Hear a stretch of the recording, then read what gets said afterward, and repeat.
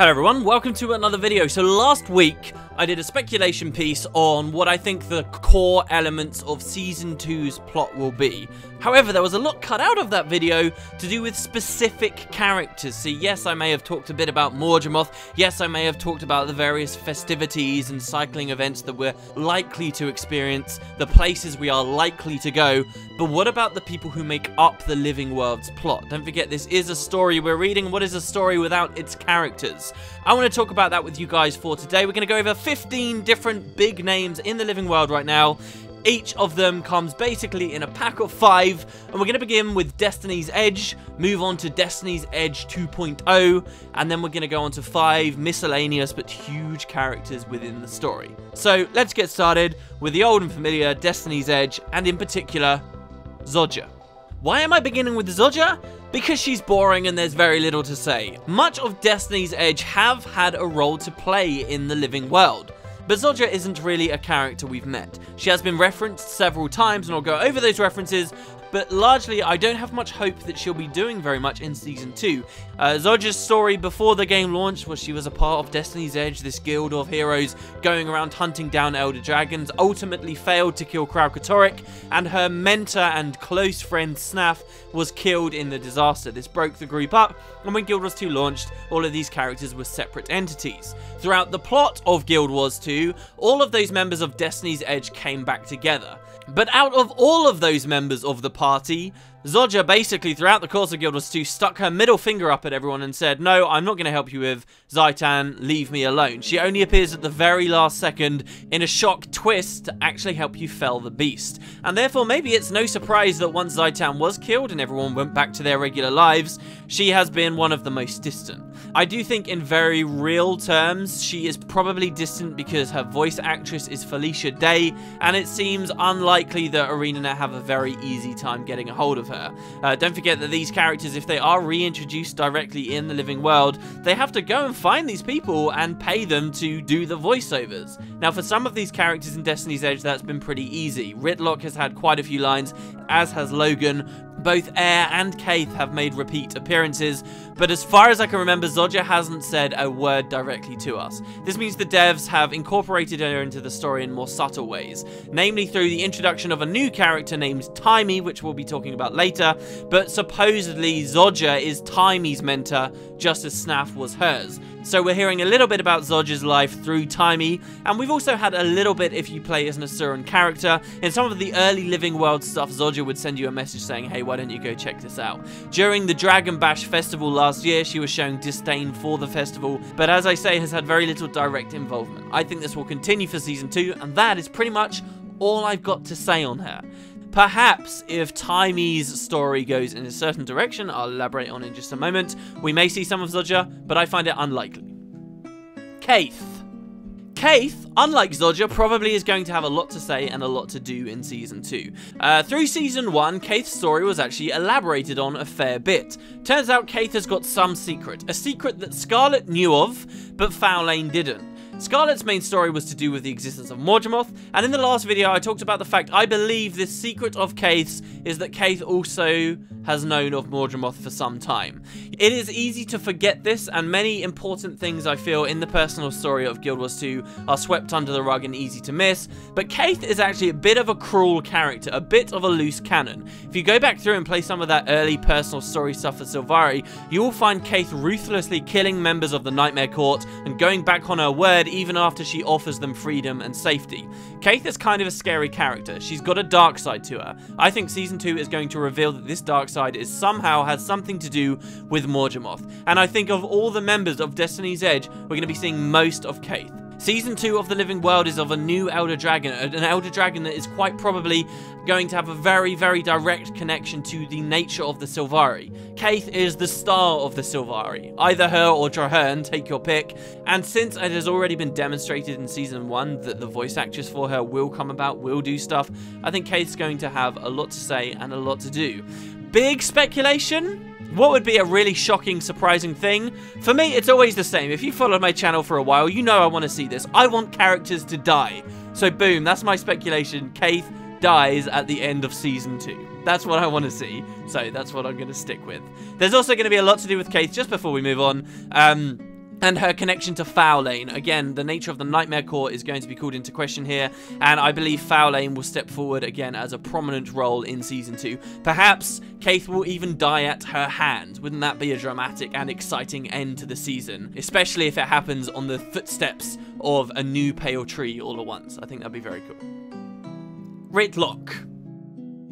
Rytlock, a lot like Caithe, did have a fair amount of character development last year during the first season. I'll go over that for you guys. It has been stated for a while now, every single Char is a part of a warband. If they're not a part of a warband, they are spat on by society. They are not a part of the war machine. They are not really a part of Char culture as we know it. It is very rare for a Char to have lost their warband, and this is something that brings them great shame. However, here we have Rytlock Brimstone, one of the star members of the Char race. We know an awful lot about him. And where's his warband been this entire time? It's not been explored. It's been talked about a little bit in the novels where he mentions that he left them back east somewhere for some unknown reason that remains a mystery to this day, and largely it's been ignored. The Living World last year actually started to tap into this. It established that his warband, the Stone Warband, actually had space in it for new recruits. Through Rox, one of the new characters I'll be talking about very shortly, we find Rytlock is actually offering this position out, namely to Rox. He gives her these challenges. He says to her, right, you got to do this, this, this, and this. These are direct orders. You have to obey these. You do them, you're in the warband. And Rox managed to pull through on all of them except the final one, which was kill Scarlet Briar.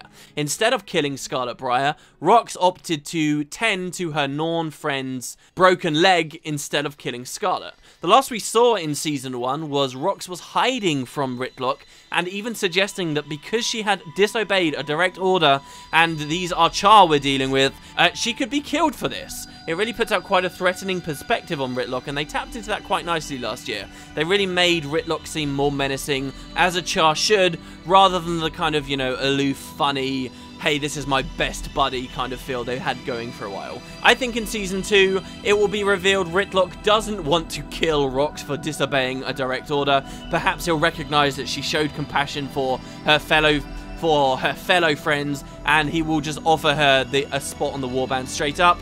But Rox herself will now have turned around and come to the realization she doesn't want to be in that warband. She has a warband of her own now in the name of Marjory Delacroix and so forth.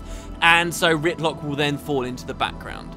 The other option for this story would be Rox actually says yes in maybe a surprise event, and we actually get introduced to the Stone Warband and we get to see some of these characters. But really, given the whole theme and scope of Season 2 as it seems to be panning out, I don't think that's going to happen. And Rytlock largely is going to be in the background next year. One other thing that was elaborated on last year in Season 1 for Rytlock was his unfriendliness towards Logan. Again, let's go over the full story here. Destiny's Edge were all best buddies, they were all friends. They failed to kill Kraukatoric. Why did they fail? Because Logan, especially in Rytlock's eyes, had abandoned the group. These two fell out big time. They were best friends and they fell out. Then, during the events of Guild Wars 2, they all come back together. Logan saves Rytlock's life, and all of a sudden everything's good between them. But the devs, I actually think, have been quite smart with this story. They never made it a night and day, oh, we hate each other, now we love each other. They've always been quite careful about making it seem that there's still a bit of animosity and unfriendliness between Logan Thackeray and Rytlock Brimstone, and that still remains. In Season 1 of Living World, there was still a lot of this uneasiness, and even a sense that these two characters are becoming strangers. I actually think one of the worst criticisms people levy towards the personal story of Guild Wars 2 is saying, oh, they hated each other and now they're just friends again. That's not true. These two characters do still have a lot that needs to be resolved, and they have continued to go along that. And I think that if there is anything, again, particularly when the Queen's Jubilee comes up next year, which I'll have more to offer on in a second, if these two characters come into interaction again, we'll see more of that uneasiness. And that's as far as I can say. Eir. Eir Stegalkin is going to be a lot like Zojja, I feel, in Season 2. Back before launch, when Destiny's Edge were originally together, she was the leader of their group.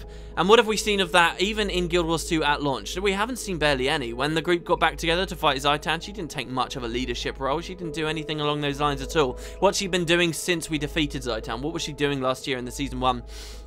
Not much. It was revealed last year that she is actually a mother, and indeed the mother of Braham, who is one of the other prominent characters in the Living World. I'll be talking about in just a second. But what impact does that have on the story going forward?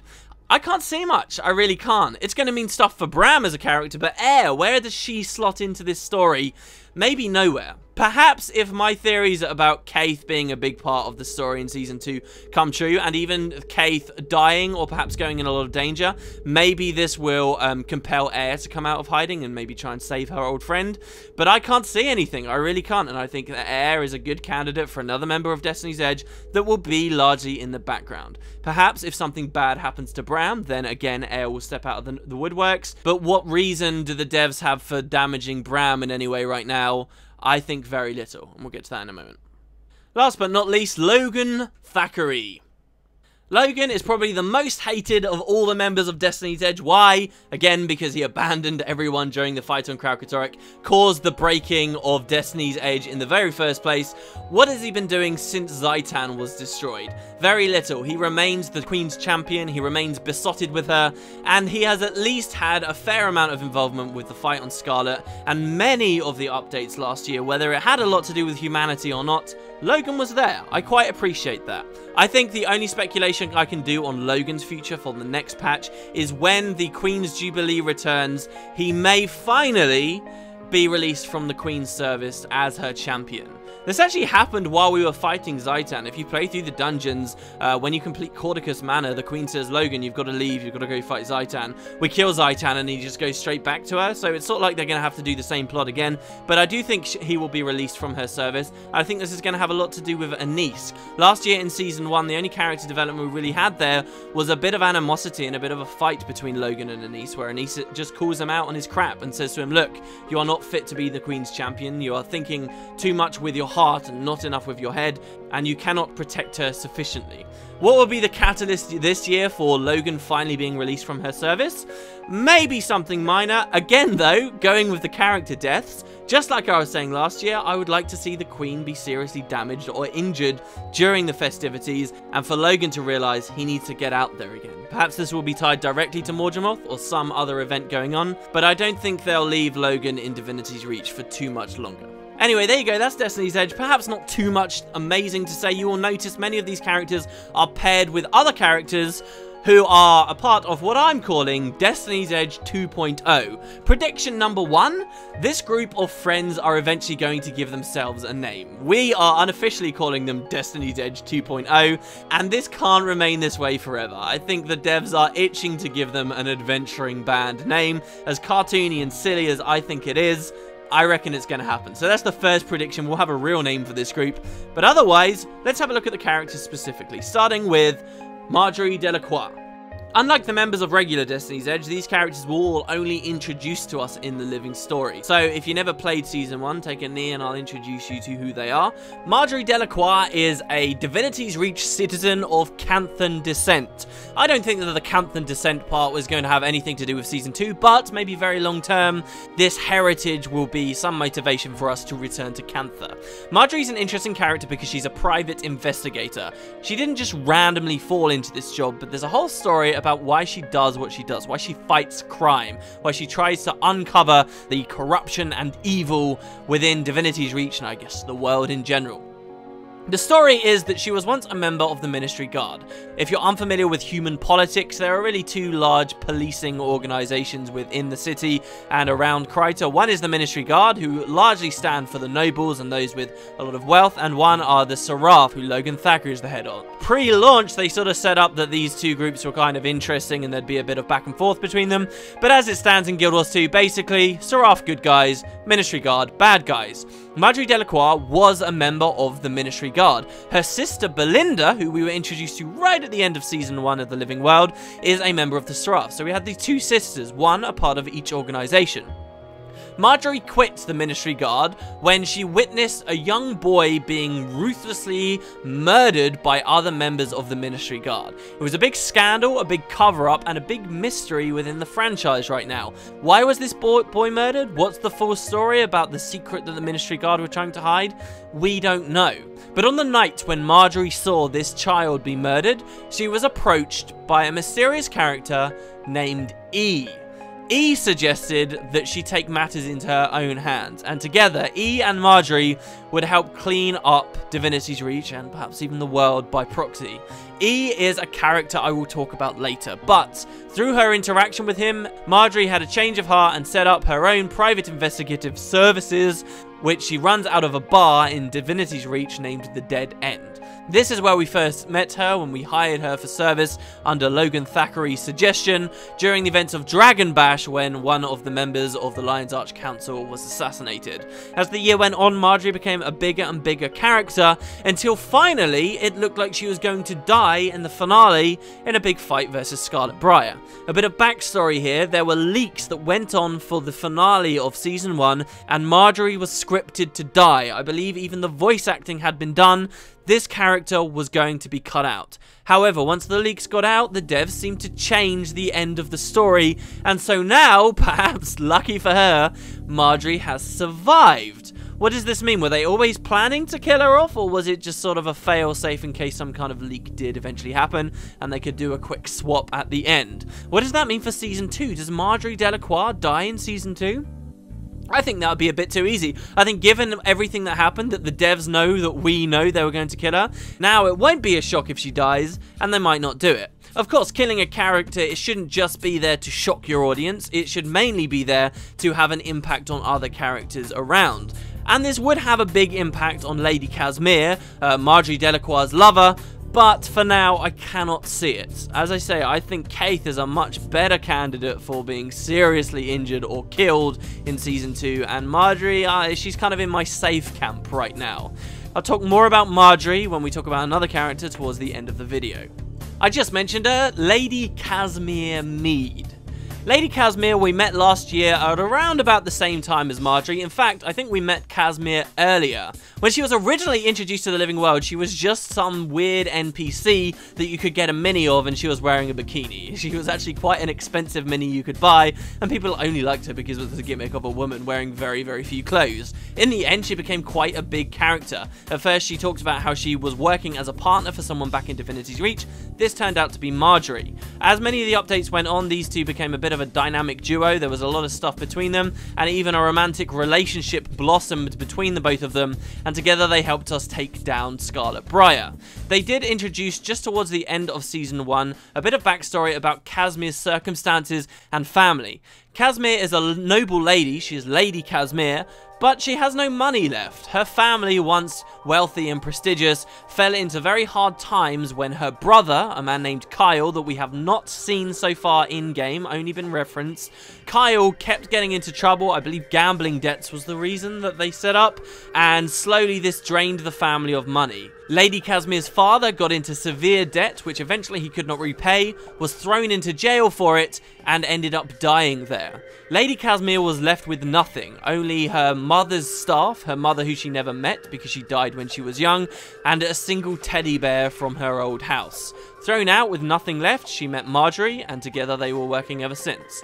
My predictions for Season 2, should it go this way, I think we will finally meet Kiel, and we know too little for me to really comment on the angle I think they'll give us for Kiel. Either he'll just be a straight up bad guy and it'll be boring and we'll have very little sympathy for him, or they may twist it and he may give us a bit of a good sob story, and in the end we just appreciate it as a terrible situation that was largely unavoidable. I think I'd prefer the latter, but who knows which they'll go for. I think it could also come to pass that Lady Kasmeer's mother is prominent in some way. We've got the story that she died before Kasmeer ever really got to know her, and so we as the players know nothing about her, but they also set up this story that Lady Kasmeer has her staff. I think that's significant somehow. I think they'll reveal, oh, your mother was in X way, and this means that the staff you now wield is important in Y way. You know, maybe we'll find out this staff is a powerful weapon capable of damaging an Elder Dragon. Remember, they set up the story that only specific powerful magical artifacts could break Dragonhide. Maybe Lady Kasmeer wields that in her very hands, and there'll be some backstory on her mother. I think also another thing we are very likely to see in Season 2 is her go berserk again. One of the coolest things, if not my favourite moment of all of Season 1, was when Lady Kasmeer, this typically kind of refined, interesting character, you know, she gets hiccups when she's in dangerous situations and she's nervous, goes mental because Marjory Delacroix she thought was killed. That was very cool, and I'd love to see them do that again. It's just a matter of time, and I'm sure they will. It may even have negative consequences next time it occurs. Let's look at Rox Pickheart. Rox is a Char member. I was talking about her just now when I was talking about Rytlock Brimstone.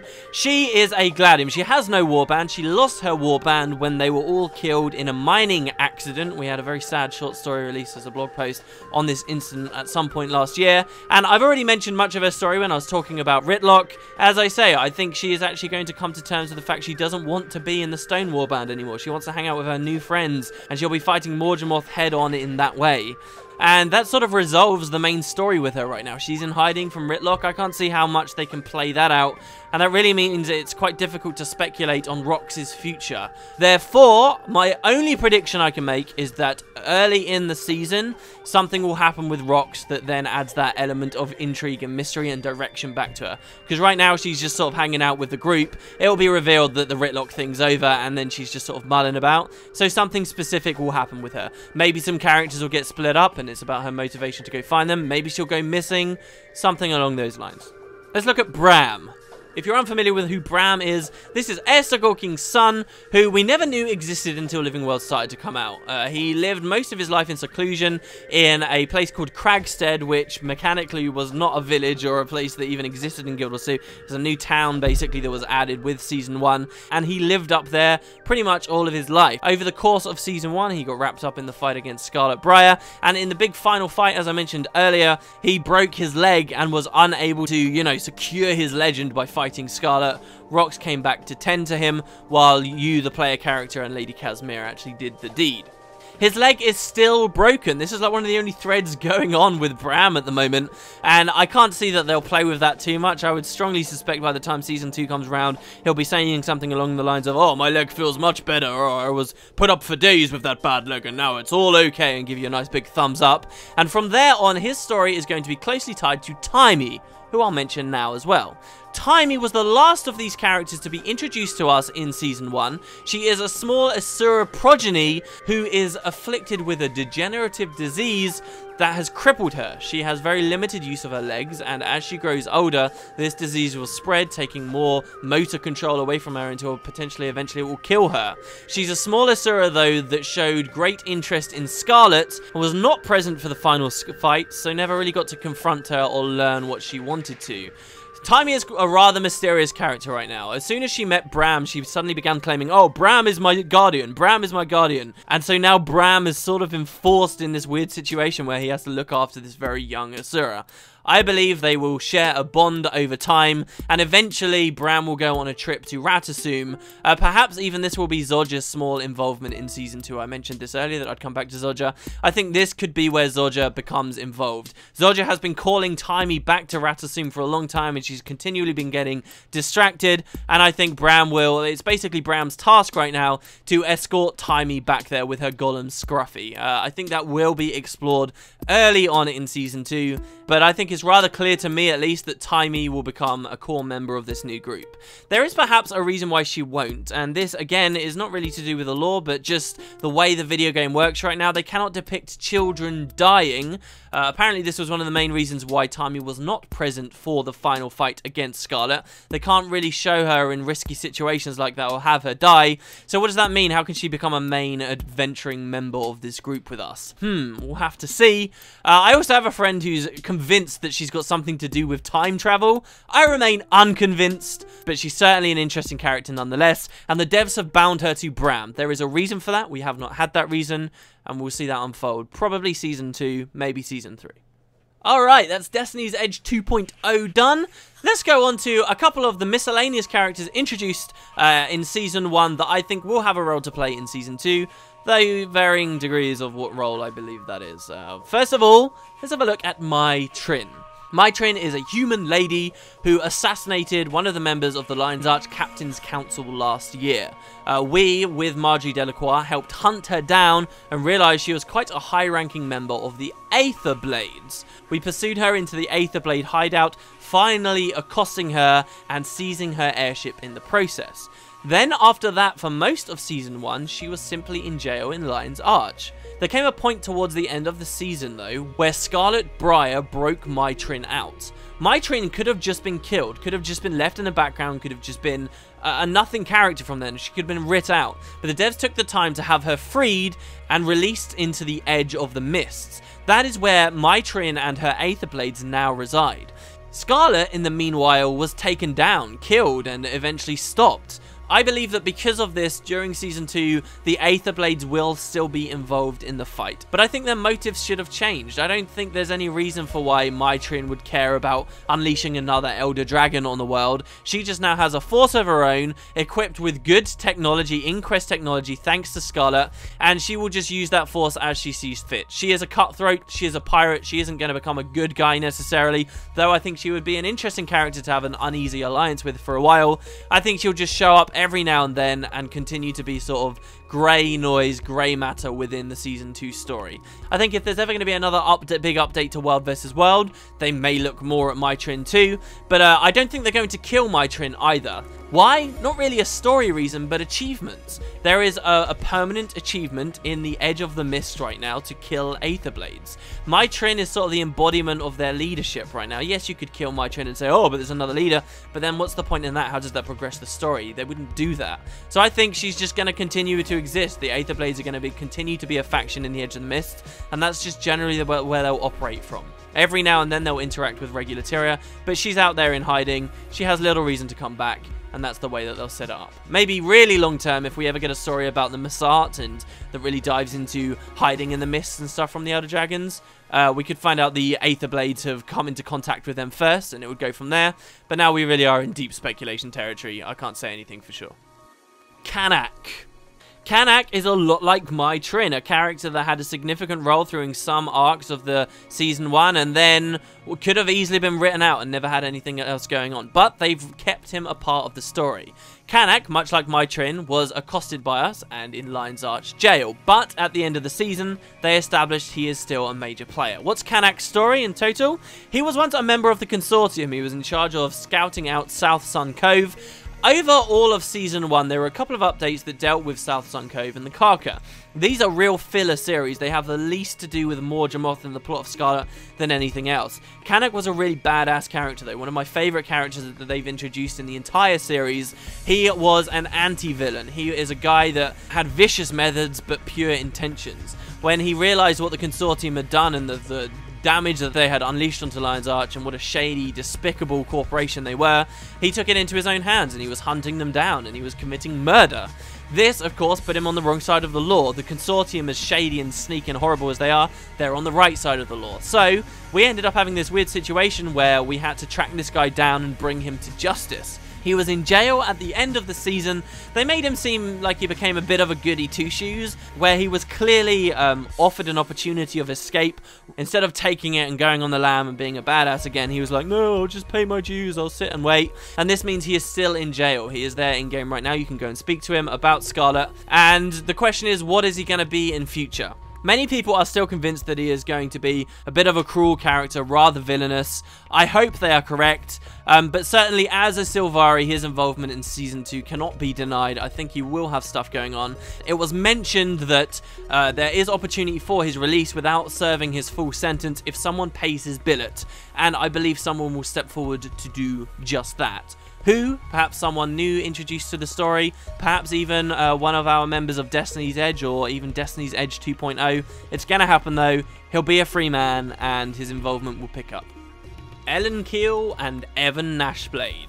I'm pairing these two characters up, and even to an extent the third character, Magnus, who I don't believe died on the attack on Lion's Arch, should still be around there somewhere.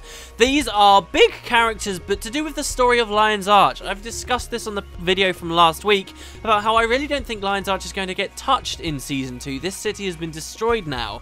These two characters are tied to it in a big way. Kiel far more than Evon Nashblade, to be fair, but what is going to happen with them?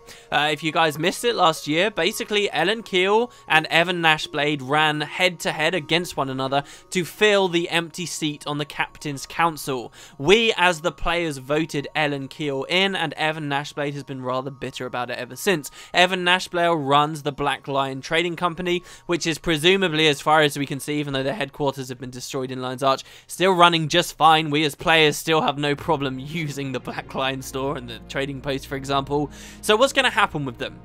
I do think that if Lion's Arch does get touched in Season 2, or when it finally does get touched in Season 3 or beyond, these two characters will again step up to try and rebuild this place.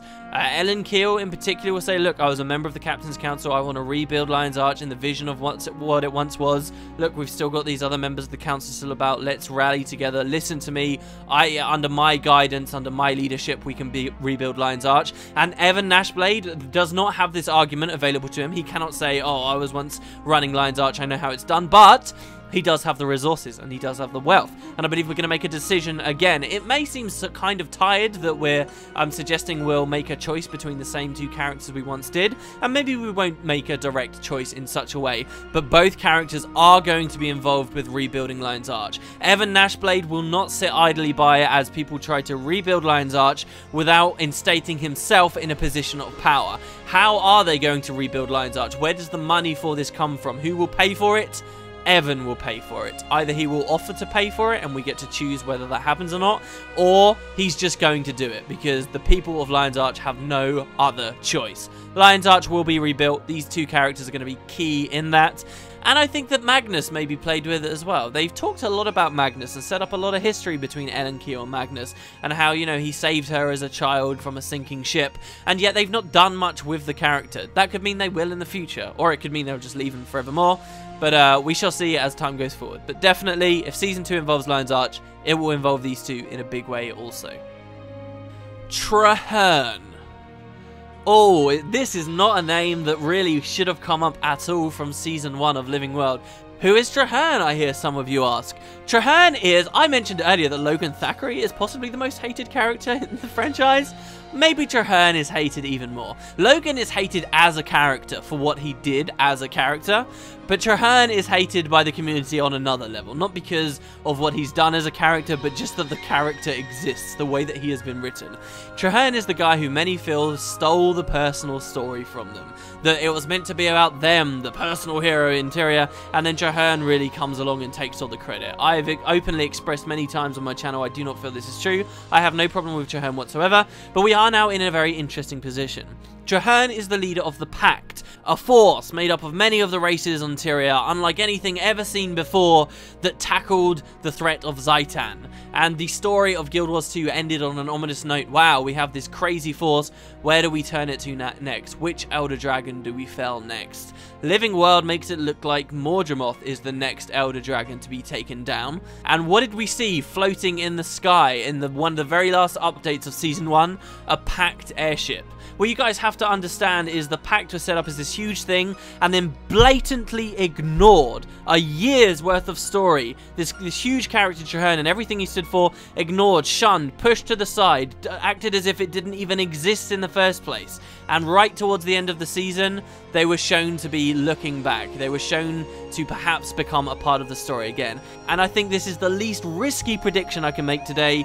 The Pact will have huge involvement in Season 2. Trahearn will step back into the story. He has been mentioned a couple of times, and the devs are finally going to bring him back to us as players. The interesting question here is, how will they treat him? The devs know that there's this heavy stigma, this heavy dislike the regular members of this community have for him, so how will they treat him? Will they kill him off, or will they try and twist how we currently see him and get people on side? I'm already on side, but I wonder how reluctant many other people will be. That's my prediction. Trahearn will be coming back as a Sylvari, as the leader of the Pact, as a new Elder Dragon comes into the story. As we saw mentions of him and a Pact airship towards the end of last season, you'd be crazy to think otherwise. Last but not least, E. E is the character I mentioned earlier while I was talking about Marjory Delacroix, a mysterious man or woman or group of men and women that have been there in the background fighting the good fight. They acted as informants for us. E messaged us directly, the player character, during some of the events of Season 1 in the Living World. This mysterious, shady person in the background that is helping us to fight crime, fight evil, and I guess largely Scarlet last series. E has been a big mystery to us for a while now, and it has been explicitly said that E will be revealed to us in Season 2 of the Living World. So that's not really a prediction I can make. They've said that this is going to be happening, but I will make this prediction. I think the cop-out way for the devs to do this would make E someone we have never met before. You know, like those crappy murder mysteries you read and it turns out the murderer was a totally new character introduced to us at the last second. That would be a cop-out, that would be a shame, and that would be annoying to see. I think that they are smarter than that. I think E is going to be revealed to not just be a character we know already, but a character we've known quite well already. My prediction, and only because I think it somewhat fits, is that E is Countess Anise. Maybe that is not very interesting story-wise, but I think it's the most fitting explanation for who E is. It lies in with her capabilities. Don't forget last year it was demonstrated that Anise could manufacture entire people. She created a fake illusion of the damn queen that had everybody convinced it was really her. I think it's Anise. I think she takes whatever form or shape she wants to get to the people she needs to get to while remaining anonymous. I believe not only is it Anise, but this will come forward with the Jubilee next year. I was talking about Marjory Delacroix and her history as a member of the Ministry Guard, why she quit the Ministry Guard, a scandal, a secret, a reason why a young child was murdered by the Ministry Guard and E was there and knew about it at the time. I think that that will be explored with the return of the Queen's Jubilee this year. That is when E will be revealed to us, and whatever that secret is, it will exist in tandem to the Morgemoth story of Season. I don't think it's going to be directly connected, but we'll have sort of a main plot and subplot kind of thing going on, which should make the overall experience of Season 2 a lot less predictable and interesting as there's different threads weaving around one another. I will call attention to one popular theory at the moment, and that is on the idea of the White Mantle. Many people think that Season 2 could have something to do with this group. The White Mantle, if you're unfamiliar with them, were a cult that came into power of Caithe during the events of Guild Wars 1 that worshipped the Masat as gods. In Guild Wars 1, you helped to overthrow them with the Shining Blade. At the time, the Shining Blade are a guerrilla force that worked out of the Maguma jungle. It's set up that it's now the White Mantle who are now the small force forced back into the Maguma jungle. The Shining Blade now, instead of being, you know, the rebels that everyone was taught to hate, you're in a huge position of power right now. They are the personal bodyguards to the Queen. They gather information. They deal with big issues that the general public don't know about. And who leads the Shining Blade? Countess Anise. I think that could all fit very well, considering this story is taking us into the Maguma jungle. If they really do begin to elaborate on the idea of the White Mantle and they come to the fore for Season 2, E has got to be Countess Anise. All the pieces of the puzzle fit together way too closely for me to ignore. Anyway, that's my theory. It's a lot. I mean, these predictions are always kind of crazy. I enjoy doing the videos. I'm sure I'm way off the mark, but I think if I was in their position and I'd set certain things up logically, these are perhaps the directions that the plot will go in. Anyway, this was a huge part of the video. As you can see, this one's ended up even longer than the previous one about the characters. At the end of the day, these are the lifeblood of the story. I think it goes without saying we're going to be introduced to a fair few new characters. I do think we'll have a big death as well in Season 2. I would have said the same thing about Season 1, but I hope the devs are now seeing people don't care about the plot if it feels like a cartoon. If it feels like after every chapter, every episode, nothing's really changed, if it feels like there's no real risk to this universe, why should they care at all about the story of this game? I think they should get people invested in these characters and seriously show that damage can be done. Give us real motivation to take out this new Elder Dragon that's risen, and this is going to be a real way they can do that. I think there will be deaths, more than one. I think Caithe will be a big one at the end of the story, but perhaps maybe one or even two before that happens also. If they're going to have a big explosive entry to the season, maybe we'll have a death there as well. Maybe they'll turn around and say, no, Marjory definitely is meant to die, and she'll just be offed at the start of the season. Wouldn't that be funny? Anyway, thank you very much for watching, guys. Once again, I loved the comments on the last one. I'd love to read even more for this one. What are your predictions? What am I totally off the wall about? What have I missed? And what do you want to see most? Do you have much faith that ArenaNet will really be able to entertain you in Season 2? I'm curious. Thank you very much for watching, guys. I hope you have a great day, and I will see you tomorrow.